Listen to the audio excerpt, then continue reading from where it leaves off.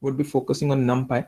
So like as the name already suggests you that NumPy, if you just expand it, so what would be this numerical Python?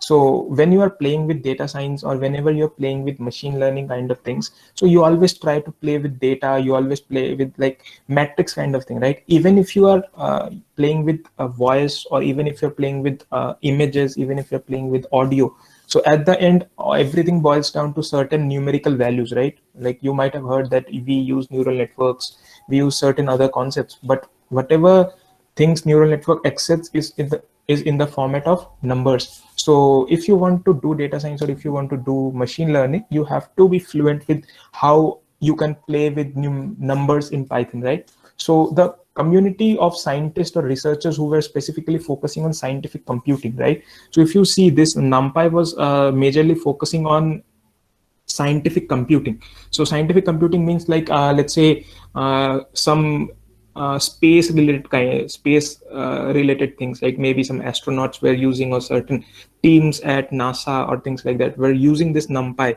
So then they thought that how about making this language or making this library more accessible to others, so that because it used to provide huge performance, right? There was a huge benefit in performance. So when I'm talking about this huge performance, we will definitely see that why I'm talking about this performance.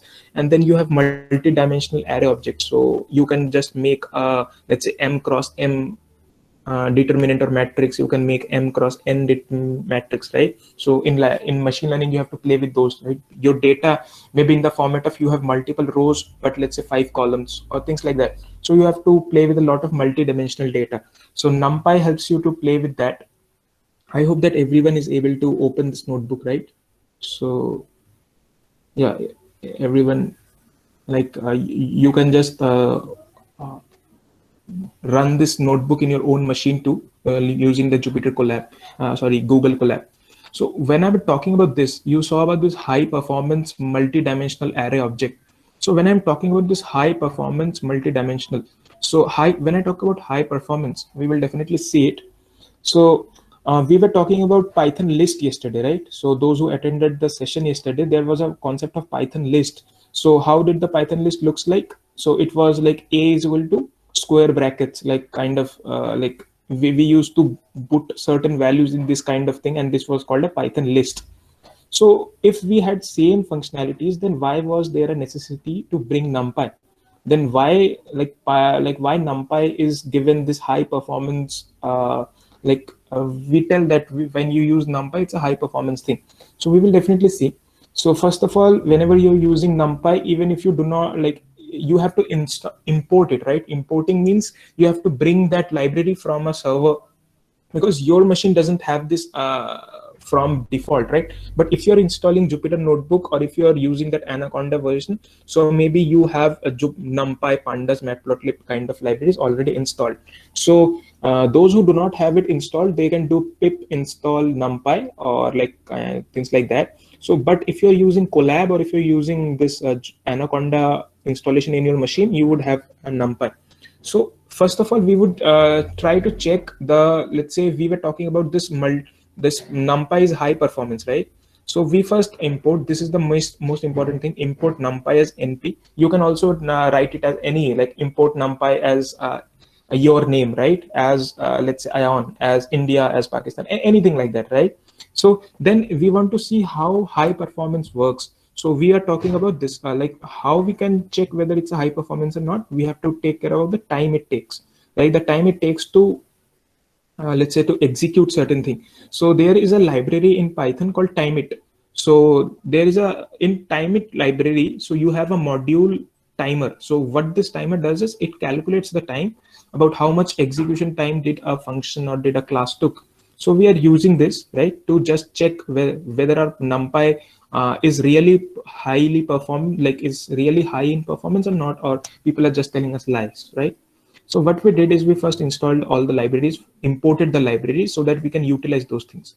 So whenever you see NP now, so it's all like we are referring to NumPy. So whenever we are writing NP dot, so what we are like, first of all, we just make a vector. let's say size of vector is equal to 10,000, right? We are just installing it. And then we make a X list. So X list is maybe like a variable that we discussed today, yesterday, right? And ranges, like we discussed, range was like if we type range in brackets, we write 10. So it would give the values from 0, 1, 2, 3, 4, 5, 6, 7, 8, 9, right? Similarly, we just made X list and Y list, and we made a np.arange. So what this np.arange works, like what is this arange is all about, we will definitely look forward to, right? So our main thing that we want to showcase is, like, first we imported all those libraries. So we just do shift enter, and it just imported the numpy library and time it, right? Then we're trying to make a certain list kind of thing to check whether our numpy is fast or whether this list is fast. So we just run this, right? So first of all, we made this X list, Y list. So these are lists, are Python lists, right? And this is our, we just made a NumPy array, right? So we just made a NumPy array with the range value. Like here, we are not making arrays because it's a list, but when we are using np.arange, we are making a array. So we just made this X list, Y list, and XY are NumPy arrays.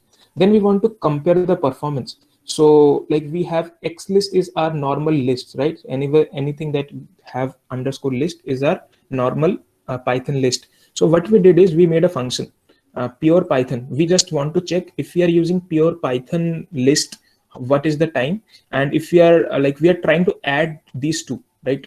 X list plus Y list. We are trying to do those things, right? We are trying to add these two lists. Similarly, we are trying to add the two NumPy arrays that we made, right? So which should be faster? We definitely want to see.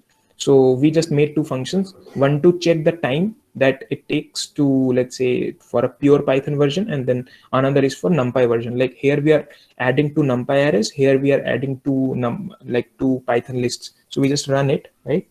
Then we just make a timer, like we installed it, right? From like, if we go above, from time it import timer. So we do all this, like we imported the timer and just printed it like pure Python version, this, and then we have NumPy version, right? So we just wanted to see like what's the time that normal Python list takes and what's the time that NumPy version takes. So we just run it. So you can see that similar things, like it is also on 10,000 range. It is also on 10,000 range, but this is list, Python list, and this is NumPy array. So we just made this pure Python version, right? So pure Python version, like which runs or which adds the two Python list, and this like this is addition of two NumPy arrays, right? So we then just saw if we are using pure Python version, the time was 0.053. Like if you can see, like the first two numbers after the decimal is 0.053, right? But in NumPy it's 0.029. So you can see that same things, like 10,000, we were making a list. We were initially making a Python list of 10,000 range. Then we were making a Python NumPy array of same 10,000 range. So if you want to add Python list, it takes much more time. But if we want to add NumPy array, it's much easier, right? It's quite faster. So if we were talking about high performance, so you can see that NumPy is quite faster. So let's say you want to convert a Python list, like you want to make a NumPy array from a Python list, right? Because you saw that NumPy array works much faster than this pure Python list. So first of all, what we did is, like, let's say first of all, we initiated a Python list, right? With heights. It may be the height of 6 students in your class. Then we just made a like print type. So what this type would print, it's like the list, right? Then we made np.array. So what we are trying to make is, till here heights is a Python list, right? So what we are trying to make a NumPy array from a Python list. So it's quite easy, that you do not have to do much of hard coding or things like that. So if you write np.array and heights, so what it will do is, like, it will convert the heights list into NumPy array, right? And then we will print that. So we will just want to see that whether the conversion really took place or not. So if we do shift enter, we will be able to see that initially heights was a list, right? And when we did heights underscore np, it becomes numpy.nd array, right? So that's a n dimensional array. So what nd means is n dimensional. So dimensional means you can have let's say 4 cross 4 or 1 cross 1, or let's say you can only have one row, you can have only one column, or you can have multiple rows, multiple columns. So you just saw that first was a list, then it converts to array. So if you want to refer to these notes at a later point of time, I've just made it more clear, right? So you can use this at a later point of time. So till here, it was a single, let's say a single dimensional array, like a one dimensional array kind of thing, right? So if you want to make like in list, like if we want to make a two dimensional array, what we can do is one list, we can just combine all those lists together, right? So we just added first list, then we added this second list, then we added this third list, then we added this fourth list, right? Then fifth list, sixth list, right? So then you combine them all in a NumPy array, right? And convert it into a NumPy array, because till here we were making a list, right? A list within a list. So like you might have heard about nested for loops or nested loops, like which means that there is a loop inside a loop. Similarly here it's a nested list. So there are small lists inside a big list, right? So the last square brackets that you see, this is the big this is the main list, and inside that we have small lists, so that we can make a two-dimensional array. Then we want to convert it into a NumPy array. So what we did is np.array. We also did it at the top, right? So if we print it, you can see it's an n-dimensional, like it's a two-dimensional array, right? So it has rows as well as columns. But in the first case, it was only row, like it was only a row. It didn't have it didn't have multiple columns, multiple rows, right? So it only had one row and like 5 columns or 6 columns. Now you have let's say 1, 2, 3, 6 columns, 6 rows, right? So it can be a square matrix. Like you might have heard about this concept of matrix in your class. So this is like you can easily convert a Python list into NumPy array so easily, right? And now once you made this, like now weights is a NumPy array, as we did this np.array. So like what are the few functionalities, what are the few features that you can use on top of this ND array? So we can definitely talk about those. So like we will take care of this, like we will use weights as our initial pointer, and we will use all these functionalities, all these features, right, to get. So if you want to see the dimension, so what the dimension of array is, you can write weights.ndim. If you want to see the shape of the array, like what are the number of rows and number of columns in that array, you can definitely write weights.shape. Then if you want to just get the total number of elements, so what it actually is, rows into number of rows into number of columns gives you the number of total number of elements in that, right? And then if you want to make a type of, like what is the type of data stored in that array, you can write weights.dtype, and then you can have stride. So maybe it's not that much useful initially, but maybe like as you go ahead, so maybe you will definitely use it. So number of bytes that should be moved, like you can read, or you can use strides at a later point of time too. So if we run this, so if you see like what's the like we were making a two-dimensional array, right? So we were making a two-dimensional array. So it's just printing weights.ndim is 2. And then what we did is weights.shape. What is the number of rows, comma number of columns? So like if you see 1, 2, 3, 4, 5, 6, there are 6 rows and 4 columns. It printed it 6, 4, right? And then if you see that 6 into 4 is 24. And then what is the type of elements that we stored in that? It's 6 cross 4 is equal to 24, right? And what is the data type? It's in 64. And strides can be like as we focus number of bytes that should be moved. Like these are like a little bit of memory related kind of things. Then some of the functionalities of NumPy arrays, you can make, like now you were putting the values by yourself, 50, 45, 56, 78 by yourself, right? But if you want to make this kind of figure completely full of zeros, right? You would not want to write 0, 0, 0, 0. You would just want to get this kind of figure, but all zeros. So what you can do is you can use NumPy zeros, right? Whatever the shape you want. So let's say I want a shape of 3, 5. So it will just make that kind of NumPy array where 3 rows, 5 columns would be there full of zeros. So you can see the three rows, 5 columns of zeros. Similarly, you can make like a range. We were focusing on a range at the very top, right? So if we go at the very top, we were focusing on np.arange kind of thing. So I told you that we will be discussing this thing at a later point of time. So what this is, So like you will start at 0, like start at 100 maybe. If you do not give this kind of values, so it will think that we have to start from 0. Then where we have to stop, it's 1000. And what would be the step? Like after 100 it would be 200, 300, 400, 500 kind of things. And then what is the data type? It's int32. So if you print, you can see 100, 200, 300, 400. So you can make a array with range 100. And what would be the steps? So if we do this 200, so you can see that after 100 it would be 300, like 100, 300, 500, 700 kind of things like that.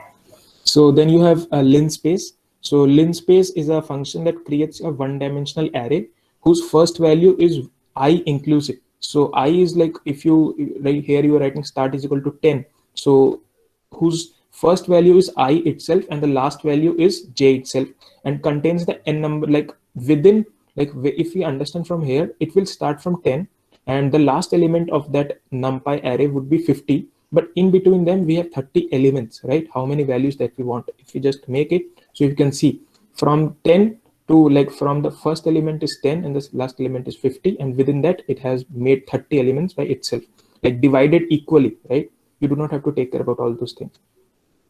So now you want to make, let's say till here it was like you were making full of zeros, but let's say now you want to make it full of one, or let's say you want to make it full of threes. So what you can do is like np.full, right? What would be the shape you want, and what is the value that you want to fill in it. So you can now see that fill everywhere it's 3 3 3. So similarly you can just make it 4, so it will fill it with 4, right? So these were a few functionalities of NumPy. So you can just explore other combinations or other functionalities too. So weights, like initially weights was our NumPy array, as we declared at the very top, right? Then shape gives the shape of this, like what would be the 6,4. Then we want to reshape it. Now the shape is 6 rows, 4 columns, right? We want to reshape it. We want 4 rows, 6 columns. It will just rotate this, right? So why this is important? Because whenever you do this image rotation in your machines, so what happens is you just do an image, like you just do this kind of thing only, like you make the rows columns, you make the columns rows. So if you just run it, so you can see that all things have been reversed, right? So like it just transformed this thing, and it just reshaped it, right? So it's Python's internal functionalities that the Python uses. Then if you do weights.shape, you will just see like it has been converted to 4,6 in place of 6,4. So then a lot of things like flattening the arrays. So these are all things that you can, like, that till here whatever we discussed, reshaping of this, then the flattening, ravel. So these are all like a bit complex kind of let's say complex functions which you can use from NumPy. But till here, reshape, arrange, full, right, zeros, linspace, so all things that we discussed till here can be really useful to start your machine learning or start your data science journey, right? Then you can definitely focus on these indexing. So if you like, this is similar to, let's say we made like we have our weights kind of thing like that, right? So weight looks like this, and we want to reshape it to 6,4, our original thing. And then we want to see like what's heights np, so we just declared it. So let's say we want the element of because here everything starts from 0, right? So when we talk about 1, so it's 1 means this, right? 1 and 3, 0 1 2 3. What should be the answer? It should, like, let's see what should be the answer. So now what it did is, let's say what it did. So first of all, it gives like when we put 2 in the square brackets, it just gave 0 1 to 171. So when we talk about this weights, or so what it did is 1 comma 3, it's 90. So 1 comma 3, where should we go? So where should we go? So if you see 1 means 0 and 1, 0 1. So here we come in this row, and in here what we want, 3. So 0 1 2 3. So here it comes 90. So you can see that 90 is there. Then simply you can do negative indexing too. So this was a positive indexing. So this starts from 0. Like this starts from 0 1 2 3. Similarly, negative indexing starts from -1. So last element is -1 and the first element is 0. So you can similarly do those things, and this can be really fun, right? So you can do addition, you can do subtraction, like you can just add two numpy arrays, things like that. You can also make logical functionalities. So I hope that this similarly you can do matrix multiplication. Like these are the functionalities. Like what you can do is you just first declare two numpy arrays, and like these are the two numpy arrays that we made. It's like the normal matrix that you used to make in your school, and then you want to multiply those two matrices. So here comes the answer. So it's really simple. That this is why we use NumPy, because it makes really useful for us. This makes really super fast to run these things, to understand these things, this kind of things, right? So then you can just make a random. So you can just make a let's say a 4,3 matrix or 4,3 and NumPy array with these random numbers. The Python library, the Python itself takes certain values by itself, right? Then you can consent, concatenate, and you can also visualize those things. So why I'm not covering this visualization, it's because matplotlib we will be covering at a later point of time. So you can all view these things, right? And then you can also save this NumPy array, like NumPy nd array object into a NumPy file, like into a text file or into an NPY file for a later thing. So this was a brief idea about NumPy. So you can definitely refer to this document, or to this let's say to this notebook if you want, because I have tried to make it super explainable, because I know that within 1 hour it's tough to explain all things in scratch, right? So if you can just refer to these at a later point of time, you will definitely be able to understand those things. So till here we just covered a NumPy part, right? So NumPy is done. So now we would be focusing on pandas. So now similarly I would just send you a pandas uh, pandas link, right?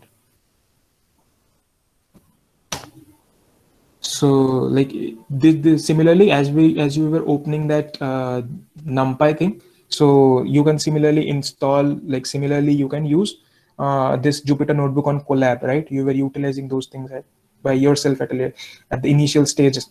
So like what we would focus here is we would focus on pandas. So pandas, like now you focused on NumPy, where we played with numerical Python, and we saw that how numerical Python is fast as compared to Python list, and it's easier for us to utilize those things, right?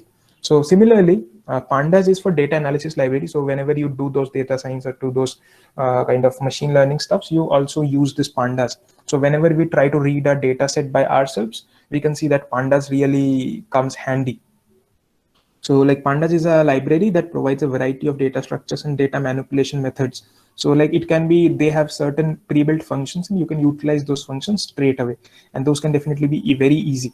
So similarly, if you do not have pandas installed, but though if you are using Jupyter notebook, so maybe like if you're using Anaconda installation, you definitely have this pandas installed. Apart from that, if you are using this Google Colab, you will definitely have that installed.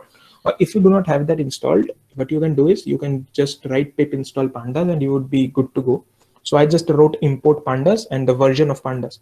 So here the version of pandas is, let's say, 1.0.5. So similarly, we were using import NumPy as NP. Similarly, here what we are doing, pandas as PD, right? Import pandas as PD. So wherever you see PD, so it's always referring to pandas, right? So in pandas, we have certain data, like we just showcased here, that it is a combination of a variety of data structures and data manipulation methods. So what are the type of data structure it contains? So we will just focus on that. So these are the two that are mainly contained. So first is series. Series is a single column, like single column data along with the index. So here you have index. So might be index is, let's say you make your own notebook. So at the very first, you have a reference that on page number 60, I have written this. On page number 70, I have written this, right? So you have a index in your notebook or register. Similarly, in pandas, if you make a single column data, like if you're storing data in a single column, so what it will do is, let's say it will just map it similar to that, right? Let's say at the 34th page you have written a poem, right? Similarly here pandas would think that at the 34th index I have written certain column data. So it's just the index, like index just gives you a reference, but this was not working. So what people used to think that series, like series data structure would work in pandas, like when we have this pandas library, if we have this objects, series and data frame, it would work. But then they thought that this is not working, so they came with the concept of data frame. Because in real world you cannot have a single column data only, right? Because in real world it can be a two-dimensional data, or it can be a multi-dimensional. Let's say most of the times it's a CSV where your data is stored in multiple rows and a few columns, let's say 30 40 columns, or maybe 100 columns too, right? So what the thought is, how about making certain kind of objects, pandas objects, which can handle this kind of thing, so where we have rows and columns kind of thing. So it is like now you can see that it's a combination, or it's a collection of series objects. So let's say if we have what is a series, so it's a series, series is a single column. Let's say if we add 100 that kind of series, right, so it will make a data frame kind of thing, right? So what is a data frame? Data frame objects as a collection. So you can definitely think of data frame objects as a collection of series objects. So if you want to focus on like while you're doing this data science or machine learning, you will be focusing majorly on this pandas data frame. So let's say we were in the first notebook, you just installed NumPy and like import NumPy as NP, and similarly in this import pandas as PD. So first of all, what we were discussing, pandas series. So pandas series is a single let's say a single one dimensional kind of thing, so single column or single row kind of value, like single row or single column kind of thing. So it's a one dimensional, it cannot take multi-dimensional values. So you can see that here what I was talking about, the indexes. So if we tell let's say data, like now we are printing the entire data, so it's printing this. Let's say if you want to do data 2, so what it will do is it will just print it, right? So what it's doing, it's indexing. So what is there in the second page, it will just go here 0.75. Similarly, if you want to print the first, as well as if I want to print the 0.5 as well as 0.75. So if I want to do this kind of value thing, so I can just write, you can just see that why it's not printing the third element, because it's like z1 and 2 would be covered, this element is not covered, right? So from starting from here, the value one less than this will be printed, right? Similarly, you can output those things. So data dot values, you have that. Then you have the indexes, right? So you have the data values. Data values just prints that whatever values you have, because it's a kind of array only, like whatever objects you make. So array like object, and then you have indexes, right? So indexes just gives you that it starts at 0, 0, 1, 2, 3, like it goes from 0 to 3. So stop at 4. So 4 is not included, right? So at every step you were making a step of 1. So it's making start at 0, stop at 4. Step was 1. Similarly, we just saw that 1, 3, we just showcased here, right? So you can just play with those things. So series is a generalized NumPy array. So whatever, like you may think that this is similar to this NumPy array only, right? So if we talk about this pandas series, so it's a kind of generalized NumPy array which can work with more functionalities, or which can work much faster. Or like you can just think about in real world industry, it's sometimes comparable to NumPy array only, right? So that's not our focus today. Our focus would be in data frames, right? So if we talk about like even you can just till here we were making a Python list, right? So we were talking about Python list. Also you can make like pandas series, which is a, let's say, dictionary, right? We were discussing about dictionaries too. Yesterday we also discussed about dictionaries. So that what is a dictionary? It has a key, it is a value, right? So you can just see, you can just make a pandas series out of that, and we will try to do that, right? So what it makes is it's a key, it's a value. So it makes a pandas series out of that, and you can definitely do this kind of thing. So you can see here, and you can just reference, right? You can just see what is the population of California, or what is the population of, let's say, we want to see the population of Florida. So you can see that in front of that Florida, you have get that printed, right? So this is the flexibility that pandas series provides to you.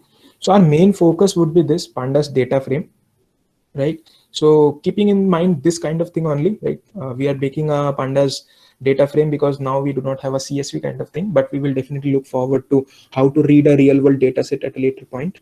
So if we just make a pandas series, right? Initially we just make a pandas series, but we know that what pandas data frame is. Pandas data frame is a collection of this, let's say, pandas series only. So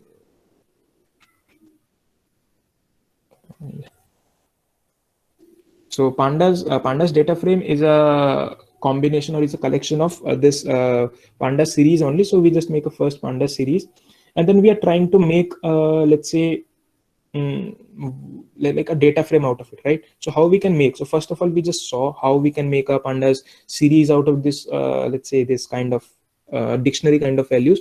So then we want to make this let's say whatever things that you have, like here whatever things you have, so all the keys that you have, California is a key, Texas is a key, New York is a key, Florida is a key, right? So we just want to make all those keys as population and all those values as area, right? And what we're doing is we have this let's say we have this, right? So we have this area pandas data series, like pandas series. So we are just making the values from like what we are doing is what we are getting the values of this, like the values from a pandas series into this area, and whatever the keys are, we are just putting that into population, right? So you can see, right, area, population. So what are the things that they're doing? So you can just definitely see like you can just play with these things too, right? So these are like similarly you have states.index, you can see the columns, whatever columns you have, then like states is not defined, so we just didn't declare that. So if you just run it, right? So yeah, so now it would work, right? So indexes is like whatever index you have, California, Texas, it's converted to index. And then you have states.columns, what are the columns you have? That's population and area. Then similarly, we have certain functionalities over data frame. Pandas data frame, we have certain functionalities. So that's head. Head contains the first 5 rows. So whenever we are trying to read our data set, it's like where we are trying to see the first 5 rows, or we are trying to see the last few element, like last few rows, right? So if you want to see only the first 3 rows, you can write 3, right? Head 3. If you want to see, if you do not give any value, it will defaultly print the first 5, right? So it will, you can see that it will definitely print the first 5. Similarly, if you want to see the last, if you want to see the last rows, what are the last values? So you can just make it tail 1 or tail 2 will just print the same, like the last 2 values. Similarly, you can have a pandas index too, right? We were pandas, like pandas index is an interesting structure, and like what you can think of, like in interviews they may ask you that what pandas index object is or what it is all about. So what you can do is you can tell it like it's an immutable array and you cannot change it, right? So it's like, let's say you are making certain things pd.index and you are making immutable array and you cannot change it, right? Anywhere you cannot change it. So you can just do that kind of thing. You just declared a pandas index and then want to access this one, like starts from 0 0 1 2 3. So in 1 you can just make 3, right? Similarly, if you want what this is, like from 0, like accessing elements starting from position 0 through all the elements 2 by 2, right? So it's just making that every element after like 0 1 would be skipped, similarly 7 would be skipped. So what it is doing after this like plus 2, like if it's 0, so 0 plus 2 is 2, right? So it will print this like second, then 2 plus 2 is 4, so it will print this, right? So you can just move ahead or you can just get values out of that. Similarly, you have certain numpy arrays functions too, and then you can also utilize those things in this pandas too, right? So you just make a data selection in series. So you just make a pandas series, then you make index, right? So index is like A would be now indexed to 0.25, B would be indexed to 0.5, right? So you can just, if you run this, you can see. Then you, if you want to update it, right? So if you want to, like now for D it's 1, but we want to update it with 0.95, we can just update it data, then we are referencing to D, and when we're referencing to it, it just thinks that yes, I should update this value of 1 to from 0, like from 1 to 0.95. So we can update the values from here, and then you can slice it, right? If you do not want to print the entire like now you're printing the entire pandas series, but if you do not want to print that, you can just do like from A to C, it will just print that. And like a hell lot of features there. Then you have, this is one of the most important thing, lock, right? So we can just definitely focus on what this lock is. So iLock and lock for pandas series. So if we were talking about pandas series, it has a 2 attributes. So 2 attributes is like dot lock and dot iLock. So first of all, let's define this. Let's say hello UET, right? So hello UET students. We do kind of things like that. So what it will do is A is now mapped to hello, B is now mapped to UET, C is mapped to students, right?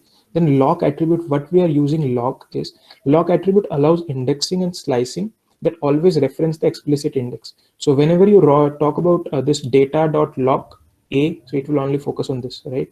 So you might have seen that if we talk about this data dot, let's say, if we want to print, let's say, let's just do a try. Right? If we do this, so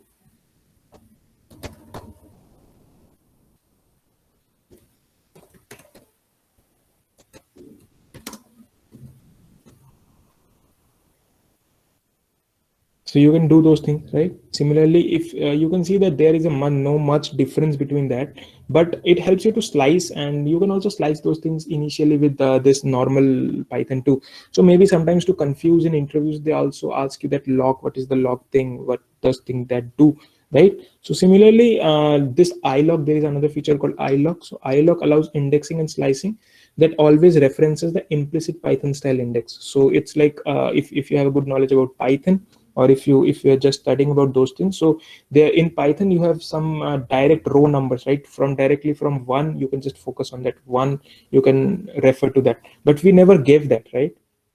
So we never gave one as an index, right? We never gave one as an index. So we were always referencing to, let's say if you want to print this UET, we will always write data, like in this data B, and then we will run, so it will print UET. But we have never given 1 2 3 as a reference. So ilock gives you that flexibility, that if you write ilock 1, so it will just print UET now, right? So it will, even if you write let's say B, now it will throw error, because it doesn't, it always works in a number of values, right? So Python style index, like Python always gives the indexes a number, right? A row number kind of thing, and it works that way. So if you can just do that lock, it will work, right? So you can see that lock works with that. But whenever you're using ilock, it will give this error because it always thinks of as an integer, right? So if you write now B is now at index 1, so it will just work, right? Similarly, you can do all those let's say data selection and data, like these are some of the few features that you can do, right? So pandas series, we will just, from pandas series we will make a pandas let's say pandas data frame kind of thing, right? So first of all, we made values like for California, this is the area, for California, this is the population, right? First we made two pandas series, and then we made a data frame out of it, because we know that data frame is a collection of panda series. So now with these indexes, right? California, Texas, New York, Florida are the indexes, and these are the columns, right? Area and pop. So you can just see that every data that you gave here is now showcased in the form of pandas data frame.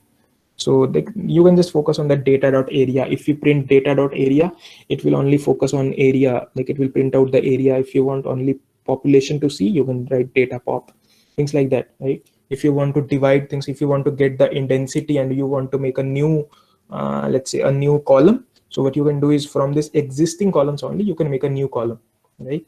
So these are the things that you can do. And ilock lock, so you can definitely use it. So I have just added these things, right? Rate data wrangling. So if you want to do like data cleaning, data structuring, data pre-processing, so maybe that's quite trivial to cover in a 1 hour session, right? So I have just tried to make this notes for you so that you can refer to at later point of time. Then you have this handling missing values. If you have missing values, let's say you make a pandas data frame, but that has some missing values, right? So here you can see that we can by ourselves make nan, right? Nan means nan.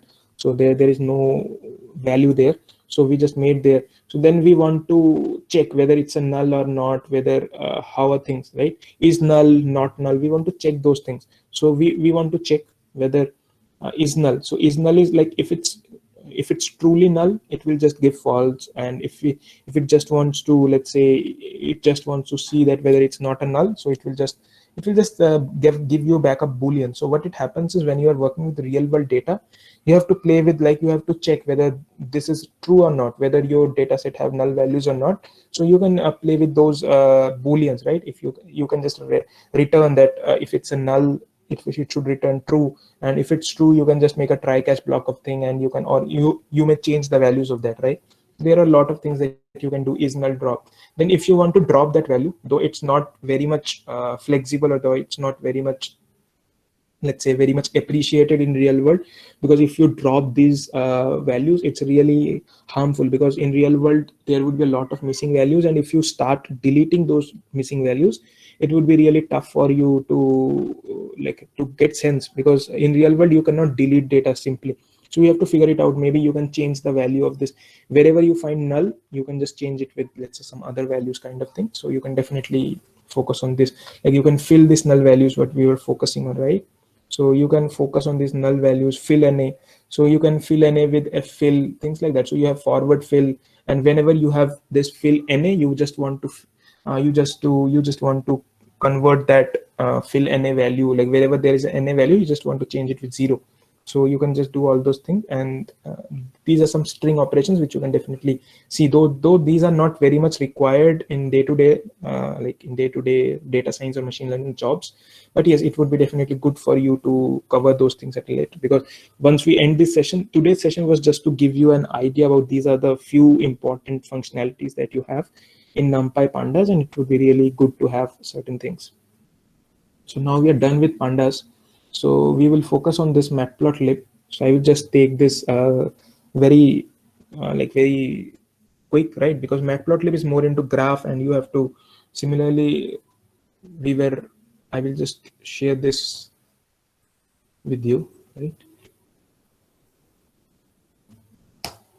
So I just shared it with you. So you can just simply use this matplotlib. So matplotlib is, till now we were not graphically representing anything, right? Because in real world you have to visualize, you have to submit reports, you have to submit values to certain, let's say, to certain managers of your, or things like that. So data visualization comes very handy, because data visualization gives you a better picture about what these Python, like what your data is all about, and things like that. So we have certain data visualization libraries, that's matplotlib, seaborn. We definitely, like, we also have certain certain privilege for plotting a few things with pandas, but these are the few main things: matplotlib, seaborn, plotly, ggplot, bokeh, astronomy, astropy, right? So then glim, geoplotlib. So the geoplotlib is mainly for geographical data kind of things.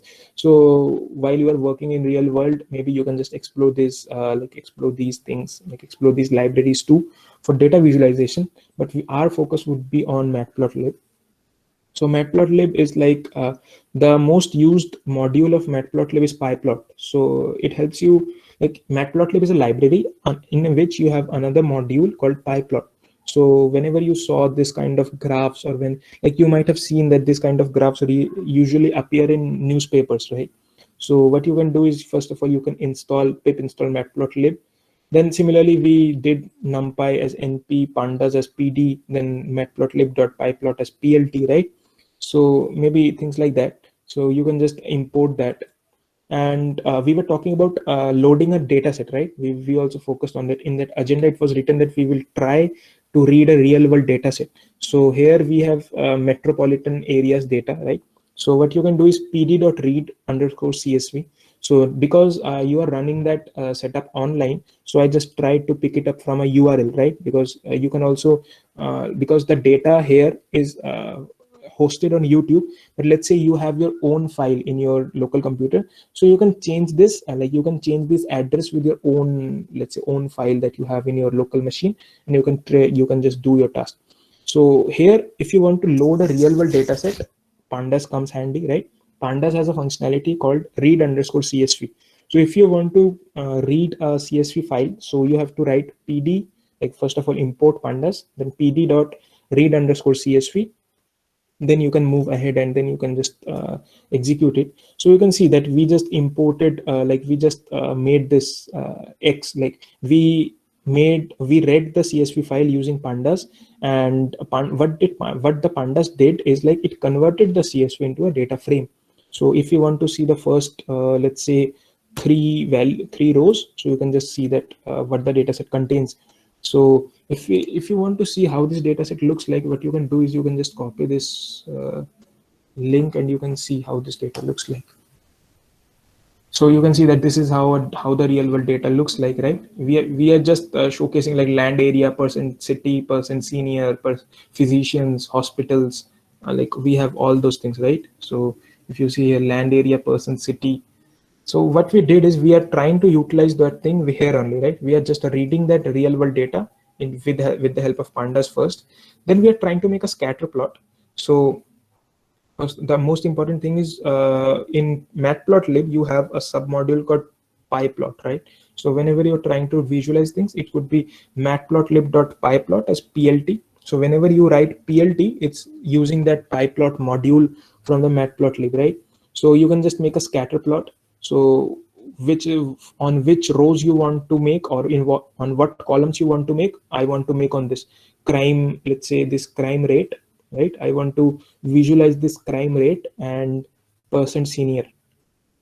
So if we can just plot it, right? So you can see that first is x-axis, then second is y-axis, and you can see that as the like you can just see whether the crime rate increases with let's say age, or crime rate who are which age of people are more like attacked by people, or more attacked more by other robbers or other bad peoples, right? So you can just make a scatter plot and get an idea about that.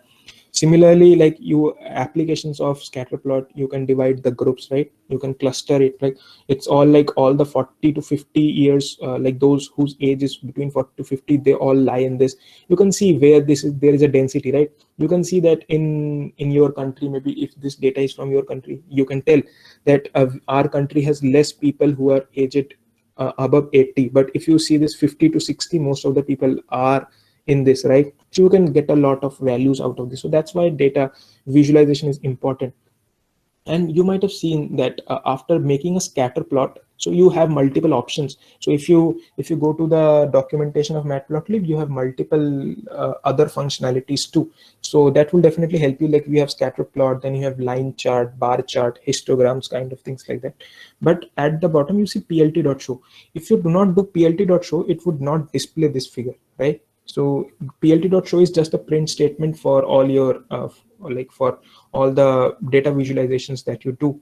So similarly, scatter plot, then you can like, now we do not have, let's say I just turn it to dark, like turn it to light mode so that you can look it better, right?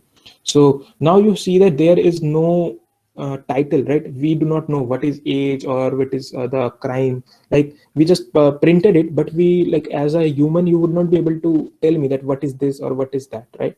So if you want to add titles, so with data visualization library matplotlib, you can add titles too, right? So for X label, it's like percent senior, and Y label is crime rate.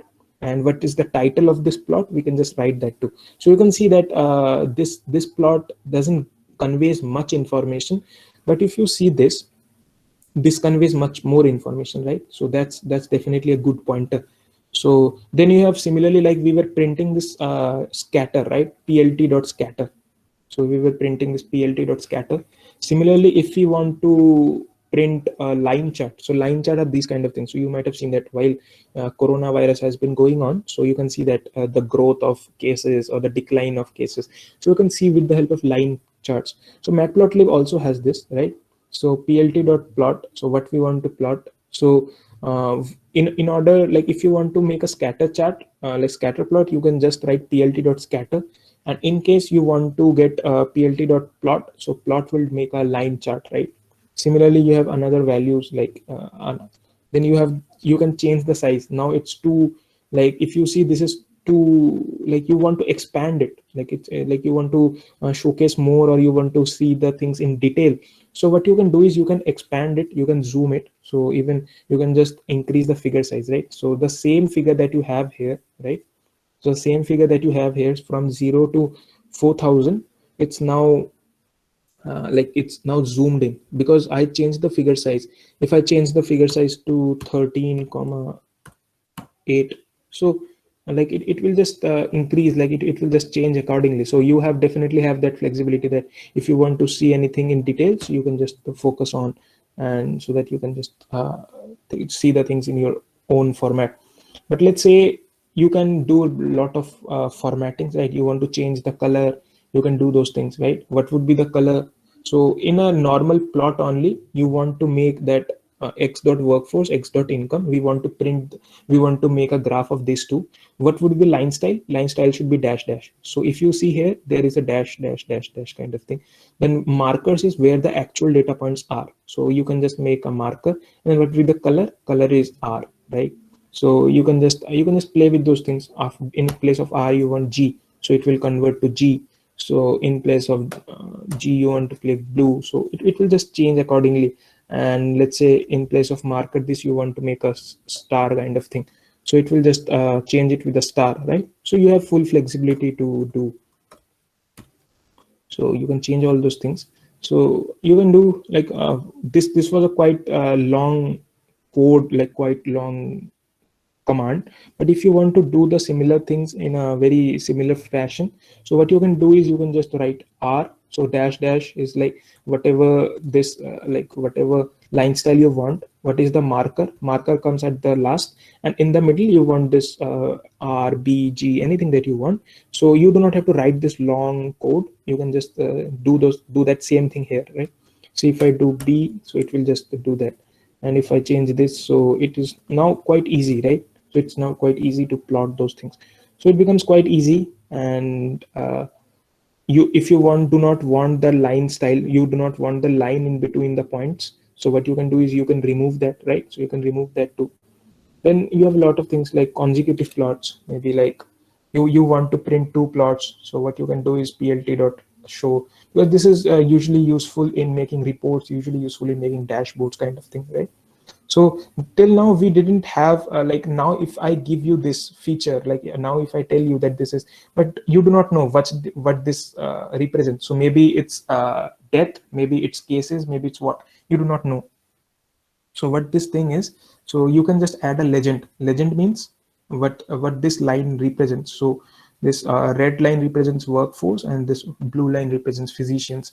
So maybe you can just make multiple plots, right? Now you want to, like, now it's by horizon, like one plot is below another plot, but you want to make this plot side by side. So you can just make this kind of things, and then two rows, two columns. Then you can make a histogram. So first of all, we started with a scatter plot, then we saw line chart, then you can make histogram. For making a histogram, it's plt dot x dot hist, right? Hist, so that you can know those things. So this was all, right? So here we focused on reading a new data set from a real world, pd.read csv, and then we showcased on how we can print values or how we can visualize that data, right? So this was all for today.